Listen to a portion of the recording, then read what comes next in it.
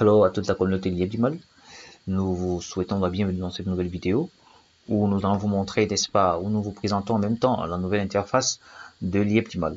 Donc sans plus tarder, nous allons vous montrer la première des choses à faire lorsque vous êtes connecté à votre compte, et c'est très important de prendre cela en compte, sinon il y aura des petits problèmes lors de vos transactions.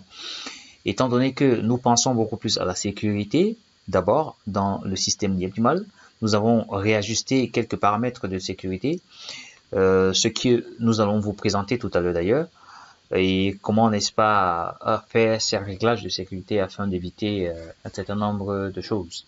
Le site, il y a en français ici, donc.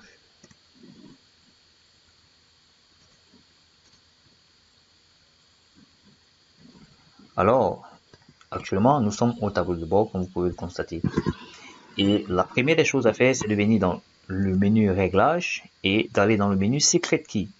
Parce que il faut d'abord créer un code PIN pour pouvoir, n'est-ce pas, faire des transactions.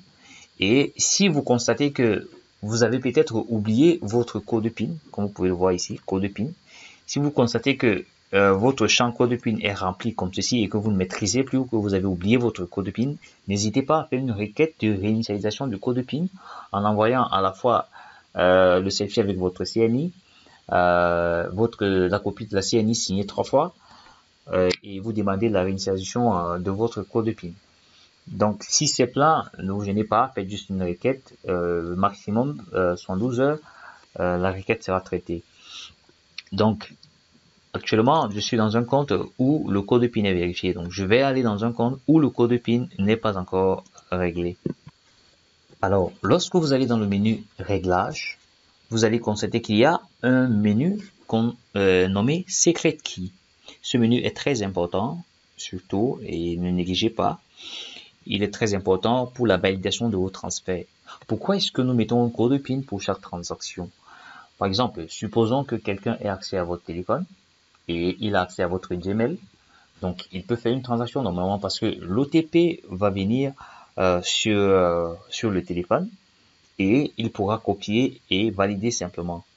Donc, nous avons ajouté une couche supplémentaire pour la sécurité afin de limiter cela.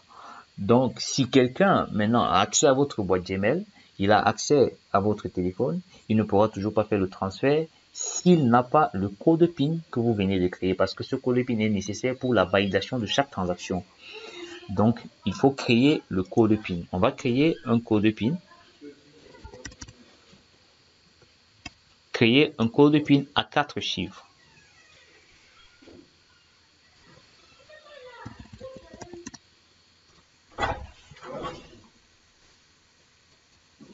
Alors, si vous le constatez, vous allez voir que le code PIN est créé avec succès. Maintenant, supposons qu'on veut faire un transfert. Alors, vous mettez l'ID. Lorsque vous mettez l'ID, vous allez constater que le nom du bénéficiaire s'affiche directement avec le statut si son compte est vérifié ou pas. Vous mettez le montant à transférer, le commentaire si vous voulez, le transfert policy, vous pouvez cliquer dessus pour voir, et vous demandez la validation par le biais que vous souhaitez. Donc, vous cliquez sur ça et vous cliquez sur Proceed. Et comme vous le remarquez, il y a le code de vérification qu'on doit vous envoyer. Et il y a également le code PIN qui est requis pour valider la transaction à la fin. Donc, voilà. On va rentrer le code PIN. Le code de vérification, autant pour moi, reçu. Et saisissez de grâce en majuscule pour éviter qu'il y ait des problèmes. Et le code PIN précédemment créé pour faire le transfert. Effectivement, vous voyez, il y a un message d'erreur.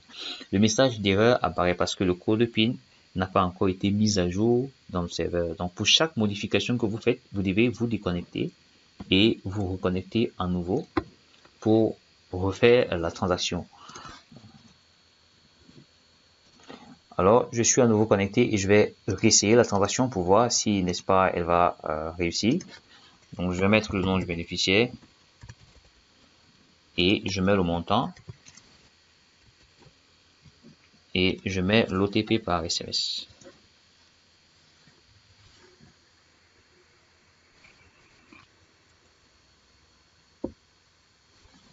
Donc le code de vérification, on rentre.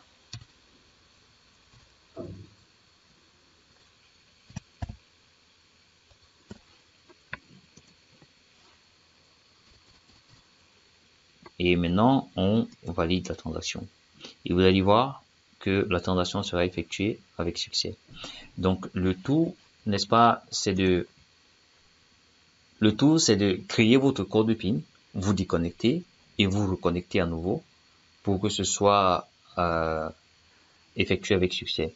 Donc voilà pourquoi il est très nécessaire de créer votre code PIN une fois que vous avez, n'est-ce pas, créé votre compte. Donc n'hésitez pas à revenir si vous avez des problèmes, si vous avez des questions, écrivez toujours. Le site web du support est toujours disponible. N'hésitez pas, écrivez. Il y a déjà l'intégration par Skype, vous pouvez également écrire par là-bas. Donc voilà, merci d'avoir suivi cette vidéo et à très prochainement.